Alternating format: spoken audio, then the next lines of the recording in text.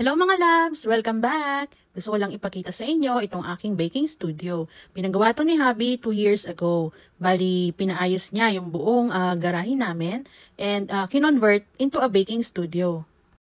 So, dyan ako nagbe-bake ng aking mga cake and cupcakes.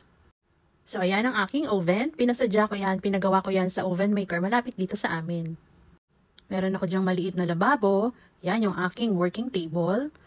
Meron ako dyang cake fridge at estante para sa na-bake ko na. Yay! At ito naman yung aking receiving area. Wow! So, ayan. Hindi pa masyadong kompleto yung aking baking studio.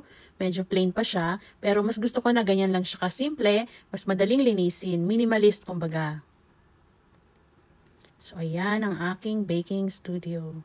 Siyempre, kulay pink ang aking mga kurtina. Gusto ko nga sana pink yung paint ng aking wall. Pero mas maganda raw kung white. So, sa araw, baking studio siya. Pagdating sa gabi, pwede nang mag-party-party. Pinalagyan ni Hubby ng mga LED lights na nag-iiba-iba ang kulay. Pwede kasi siya sa mga LED lights. And na-appreciate ko naman. Minsan, nakakatuwaan kong paglaruan. Sana nagustuhan ninyo ang aking baking studio. Please like and share and follow for more. Thank you for watching!